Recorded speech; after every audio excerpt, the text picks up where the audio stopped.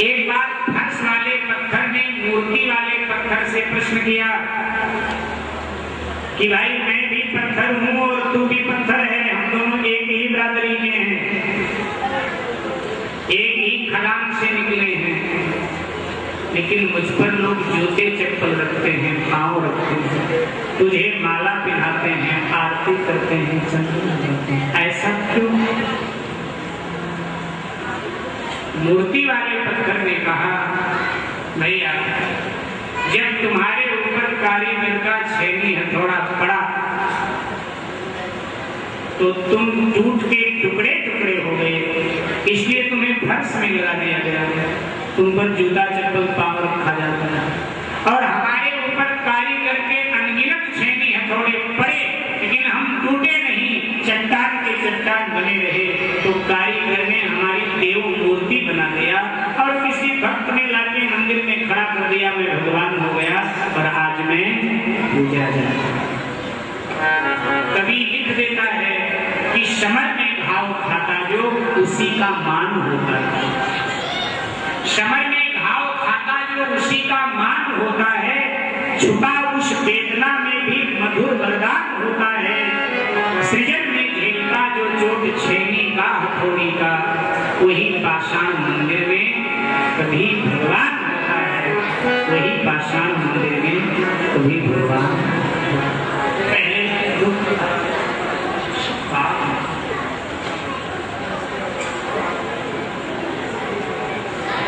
कहा कि पीना देवताओं ने कहा हमारे कृष्ण को है न पीना, अमृत मिले न मिले, लेकिन ये पीना हमारे। भगवान ने कहा ऐसा करो, इस विष को घड़े के भर लो, हरिद्वार और ऋषिकेश के बीच की जो शिवालिक पहाड़ियां हैं, वहां भोले बाबा बैठे तपस्या कर रहे हैं, जाओ शिव दादा को पिला। देवता ने हमारा ये बात बढ़िया था, उसी को पिला दिया। अब देवता कौन जय जयकार कर रहे। शंकर जी समझ गए कि कोई गड़बड़ करने आए हैं, कभी जय जयकार नहीं, ये जय जयकार भक्तों की सुनते नहीं, आज हमारी जय जयकार। शिव जी ने कहा जय जयकार मत करो, बताओ कोई काम। बोले महाराज ये कुछ लाए हैं, पी लो। शंकर जी का क्या लाए हो, पी ले। बोले पहले बाबा पी लो, बाद में बताऊंगे। शंकर जी का ऐसे नहीं पीवेंगे, पहले बताओ है क्या इसमें। बोले नहीं मानते हो तो बता देते, इसमें कालकूट विष है, पी लो। शंकर जी ने आश्चर्य भरे नेत्रों से देवताओं की ओर देखा, बेटा कभी अमृत नहीं पिलाया, पानी नहीं पिलाया, दूध नहीं पिलाया, जहर पिलाने आ गए। तो हमने क्या बिगाड़ा है तुम्हारा भाई, हम तो तुम्हारा स्वर्ग छोड़कर इसीलिए मृत्यु लोक में वो भी शमशान में बैठ गया कि मुझसे किसी को कोई परेशानी न हो, इसीलिए बस्ती में भी नहीं जाते, यहीं बैठे रहते। कोई भगत बुलाता है तो भी हम कह देते एक दिन सब यहीं आएंगे, यहीं मिलेंगे, हम वहाँ क्या करेंगे। एक दिन हम लोग वहीं पहुंच जाते हैं ना, वहीं भोले बाबा के पास, तो यहीं आएंगे एक दिन सब सबसे। फिर भी तुम लोग यही पिलाने आए, आखिर मैं भी भाई बाल बच्चेदार हूं। देवताओं ने कहा महाराज पीना है पियो, ना पीना है ना पियो। हमें तो भगवान ने भेजा था कि शंकर दादा को कह देना कि ये प्रसाद है। भगवान जैसे प्रसाद कहा भगवान का, शिव जी ने झपट कर देवताओं के हाथ से वो विष का कलश दे दिया। जब भगवान ही उतारू हो गया मुझे विष पिलाने के लिए, तो मुझे राजी राजी पी लेना नहीं, नाराजी से पीना पड़ेगा, ये शिव है। और राम राम कहकर गट गट गट करते हुए सब विष पी लिया, कलश सोने का फेंक दिया। शिव जी ने कहा सोना मुझे नहीं चाहिए। देवता तो बड़े प्रसन्न हुए, स्वार्थी हैं, स्वार्थी का किया जाता है। एक शंकर नहीं चाहे 100 शंकर बलिदान हो जाए तो उसका स्वार्थ हल होना चाहिए। देवता बड़े प्रसन्न लोग, ब्रह्मा जी मिल गए, बोले क्या बात है। बोले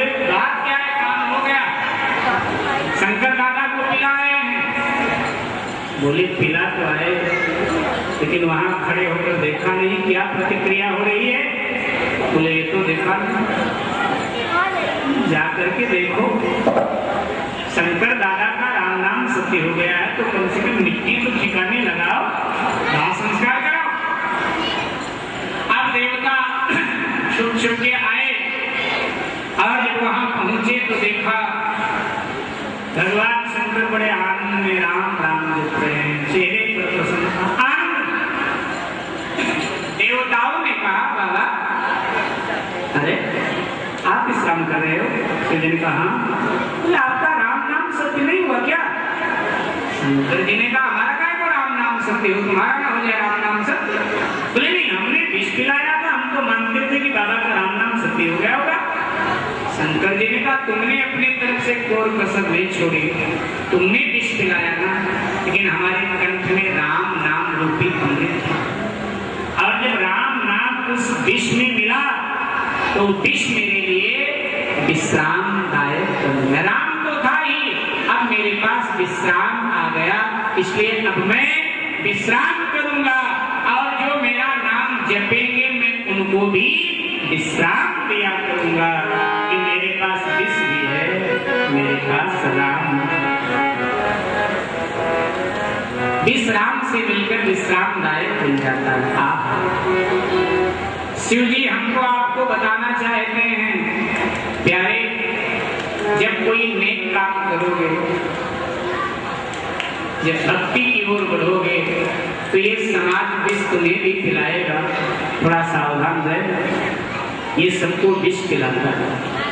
विष पीना पड़ेगा तुम्हें, पी लेना, लेकिन हृदय में मत उतारना, अन्यथा वो विष तुम्हारे हृदय को जलाएगा।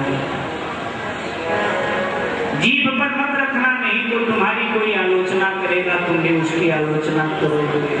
तो कंठ पर रखकर हमारी तरह नीलकंठ बन जाना। बोलो नीलकंठ भगवान के जय। तुम अच्छा काम करते हो, समाज तुम्हारी आलोचना करता है, परिवार तुम्हारी आलोचना करता है, यही विष है। और ऐसा विष मेरे ख्याल से सबने पिया होगा।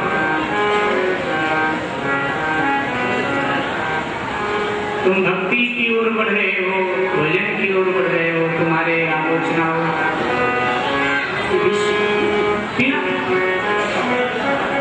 इस समाज ने सबको विष दिया। शिव जी को दिया, मीरा को दिया, सुकरात को दिया, महर्षि दयानंद सरस्वती जी को, इसे छोड़ा। फिर सागर मंथन प्रारंभ हुआ, एक के बाद एक वस्तुएं निकल गई, अंततः 14 कुल मिला के निकले। श्रीमणि रंभा वारुणी अमीय शंख गजराज धनवंतरी धनुधेनु तरु विष चंद्र और बात। ये 14 रत्न है। एक बार फिर बोल देता हूँ। श्रीमणि दो गए, श्रीमणि श्रीमणि लक्ष्मी मणि कौस्तुभ मणि, श्रीमणि रंभा वारुणी अमीय शंख गजराज धनवंतरी धनुधेनु तरु विष चंद्र। बाजानी उच्चे स्वर बोल रहा।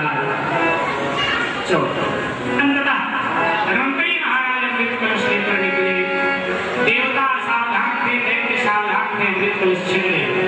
देवताओं को बात तुम्हें नहीं दी, अकेले पिए। देवताओं ने भगवान से कहा महाराज अमृत तो हाथ से निकल, तो देखो ना छीन के ले जा रहे राक्षस।